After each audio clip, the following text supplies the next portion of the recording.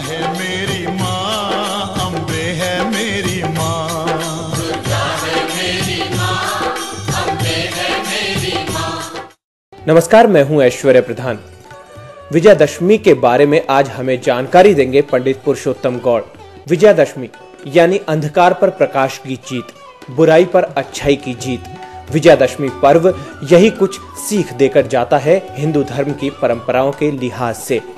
पंडित गौड़ से हम जानेंगे कि ये खास त्योहार क्यों मनाया जाता है, इस त्योहार के बारे में जानेंगे, किस तरह से पूजा की जाए, किस तरह से रीति रिवाजों के लिहाज से हमारी परंपराओं को सुदृढ़ रखा जाए।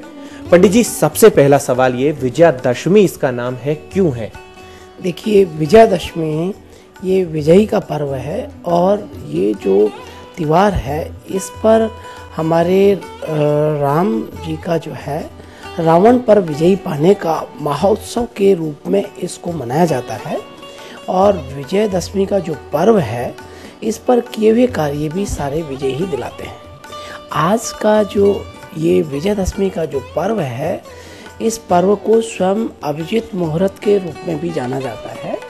विजयदशमी का पर्व अपने आप में विजयी देने वाला पर्व होता है, क्योंकि इस दिन दशमी होती है और ज्योतिषीय मत के आधार पर दशमी को पूर्णा तिथि माना जाता है।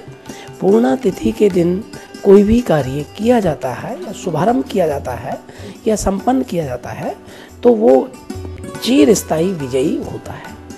साथ में यहाँ विजयदशमी का जो पर्व है, ये पर्व वो पर्व है जिसमें कि अपने अंदर जो 10 विकार बसे हुए हैं, जैसा कि रावण के 10 मुख जो देखे गए, वो 10 मुख उनके एक विकार के रूप में हैं, जिनको लोग जानते हैं लोभ, मोह, मद, दंभ, ऐसे नाम 10 मुखों के हैं। तो व्यक्ति अपने अंदर जो बुराई है, उस बुराई रूपी को रावण का दहन करके अपनी बुराइयों का भी दहन करता है और अच्छाई की शुरुआत करता है। अच्छाई मन में स्वीकार करने के साथ साथ एक अपनी अच्छाइयों पर विजय प्राप्त करता है।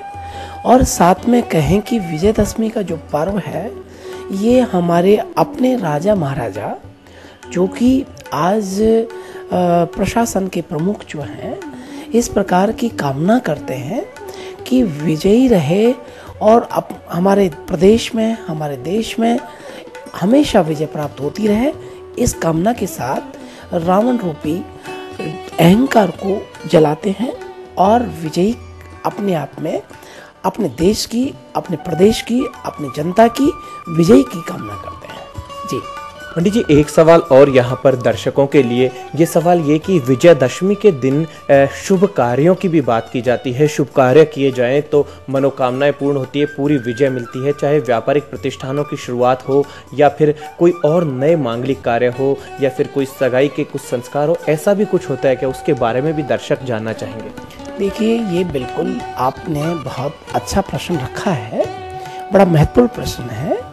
काफ़ी दिनों से जो देव सोए हुए हैं, देव सोने के पश्चात कहीं शुभ मुहूर्त व शुभ लग्न का इंतजार है तो विजयदशमी का इंतजार है। विजयदशमी और नवरात्रि के दौरान शुभ कार्य, मंगल कार्यों का शुभारंभ होता है। नवरात्रि के दौरान 17 जो अक्टूबर था, उसका दोष बुधवार था, वो एक बहुत श्रेष्ठ मुहूर्त मिल रहा था। उसके अलावा श्रेष्ठ मुहूर्त की बात करें तो अष्टमी का पर्व जो था वो भी श्रेष्ठ था।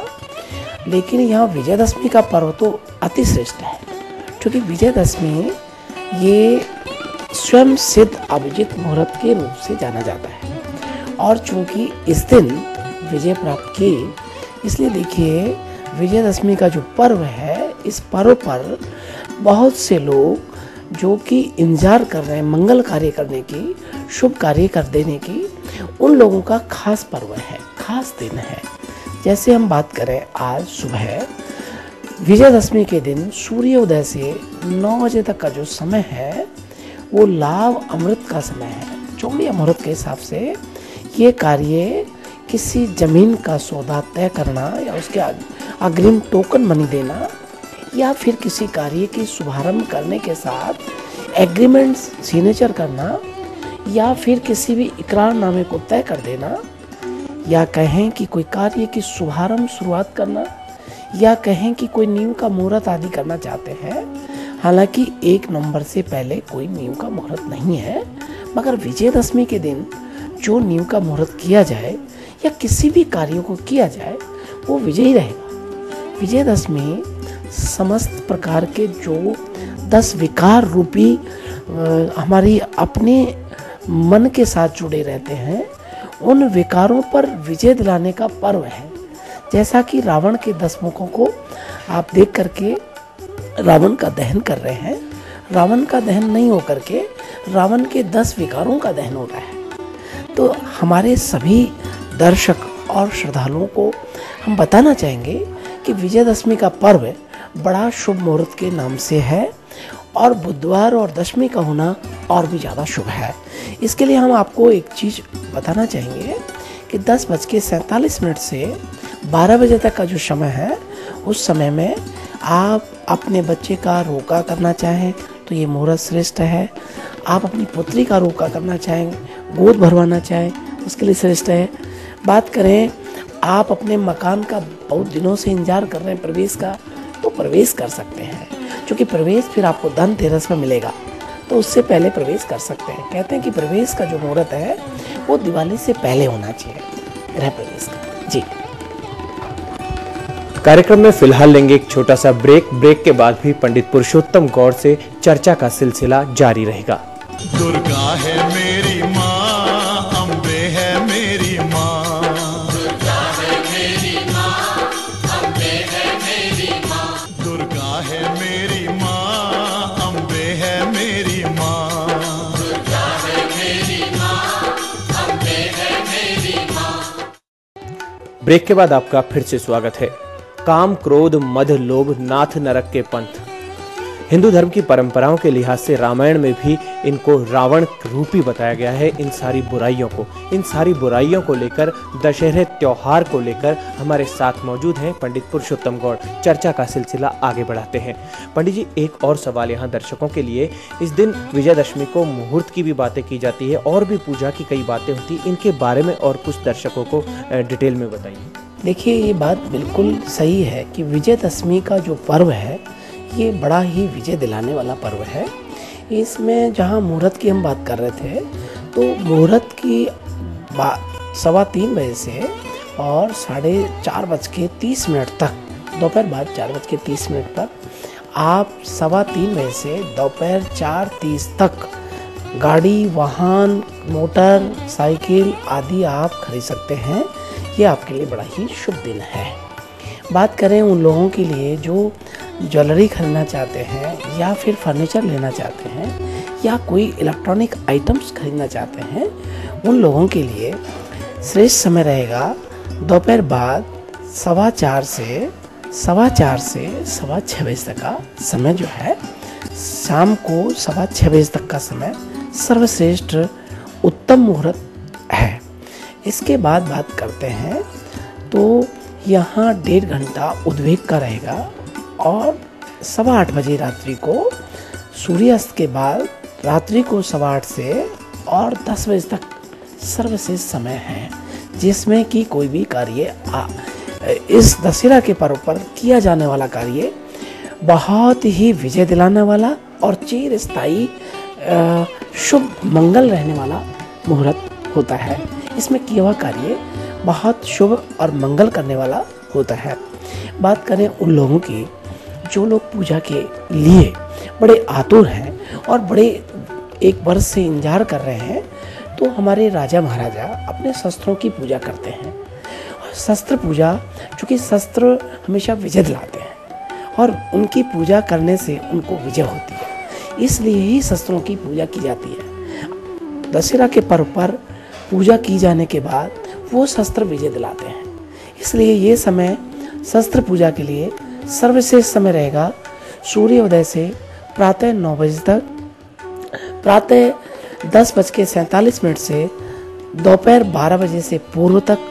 इसके बाद दोपहर बाद सायंकाल 3:15 से और सूर्यास्त के समय 6:15 बजे तक का समय शस्त्र पूजा के लिए सर्वश्रेष्ठ है।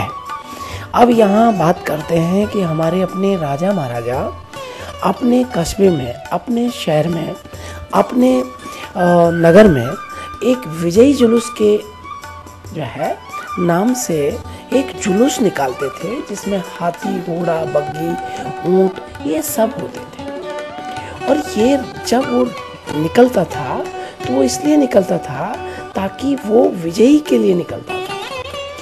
आपको हम बताना चाहेंगे कि विजयदशमी को हमारे कई राजा ऐसे रहे जो कि अश्व जो है छोड़ते थे, और अश्व जहाँ जाके रुका वहीं देवी का स्थापना हुआ।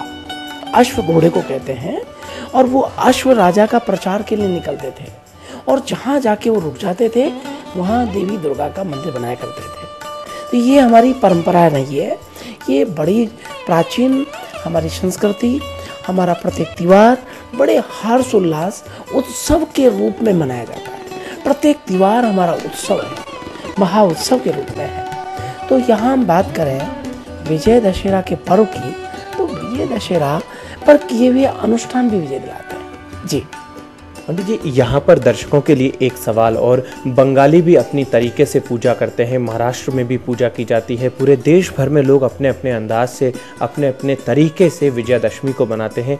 तो किस तरीके से उनका मनाने का तरीका होता है? क्या सभी का मैसेज एक ही होता है? क्या कुछ कहते हैं कुछ ग्रामीण इलाकों में अपने जो पितृ देवता हैं, देवताओं की पूजा भी की जाती है, क्या किस तरह से होता है? इसके बारे में भी दर्शक जानना चाहेंगे। देखिए, बहुत अच्छी बात आपने रखी है। आप प्रधान साहब, आप बड़े समझदार हैं। आपने एक बहुत सही जानकारी हमारे दर्शकों के सामने रखी है। आप जैसा कि सभी लोग जानते हैं कि होली दशहरा के पर्व जो है ऐसा पर्व होता है जिसमें अपने कुल के देवताओं का प्रणाम करना होता है, कुल के देवताओं को जाकर के नतमस्तक होकर के और उनके चरणों में वंदना की जाती है। हमारा अपना ये धर्म रहा है कि हम अपने पूर्वजों के प्रति उनका अभिनंदन, उनका वंदन और उनके लिए हम प्रणाम करें और आशीर्वाद लें उनसे। इसके लिए आपने बिल्कुल सही बात कही है कि ये दशहरा का जो पर्व है इस पर किए हुए अनुष्ठान विजय दिलाते हैं। खास तौर पर जो दशहरा के पर्व पर जो अनुष्ठान रखते हैं वो भगवान शंकर का अनुष्ठान रखा जाता है, जिसको हम कहें कि विजयी अनुष्ठान के रूप में लोग करते हैं। और विजयी अनुष्ठान के लिए भगवान भोलेनाथ को, महामृत्युंजय को रिझाने का कार्य किया जाता है। जैसा कि रावण जो है तांडव स्तोत्र करते थे और तांडव स्तोत्र करके भोलेनाथ की प्रसन्नता को इजहार करते थे, बड़े प्रसन्न होते थे। उनने कई रुद्र याग हवन भी किए। इस दशहरा के महा उत्सव पर जो लोग हवन इत्यादि करते हैं वो हवन में भी विजय प्राप्त करते हैं। हवन बड़ा विजय देने वाला होता है, क्योंकि जितने भी यज्ञ हुए वो यज्ञों के माध्यम से ही सफलता को प्राप्त है। यहाँ बात करें बंगाल की, आपने चूँकि बंगाल का प्रश्न रखा, तो बंगाल में 9 दिन तक देवी का पूजन किया जाता है और दशमी के दिन दशहरा के पर्व पर बड़ा हर्षोल्लास से देवी को मनाया जाता है और सत्संग और बड़ी कलाओं के साथ अलग अलग छटाओं में जो है ये एक ऐसी विधा है जिस विधा में लोग डूब जाते हैं और दशहरा के पर्व पर बड़ा देवी का जागरण करते हैं, देवी का हर्ष उल्लास से सत्संग करते हैं और उसके बाद दशहरा के दिन इसको जो है देवी को विसर्जन कर माना है, जिसको नवरात्रा उत्थापन कहते हैं। तो ये आपने बिल्कुल सही बात कही है कि बंगाल में बड़ा ही इसको महा उत्सव के रूप में इस पर्व को लिया जाता है और ये पर्व विजयदशमी का पर्व विजय दिलाने वाला है। जी पंडित जी, एक सवाल और, महाराष्ट्र में जिस तरह से साईं मंदिरों में भी पूजा की जाती है। जी देखिए, आपने ये बात भी बहुत सही कही है। साईनाथ की बात करें तो साईनाथ एक अपने आप में एक शक्ति है। जैसे अवतार लिया, जैसे कि हम ये बात करें कि भगवान शंकर के अवतार रहे, अवतार में भगवान विष्णु भी अवतार रहे। भगवान विष्णु ने तीसरा अवतार लिया, पर राम जी जो है वो छठे अवतार में हुए। ऐसे ही साईनाथ अवतार के रूप में हैं। तो साईनाथ एक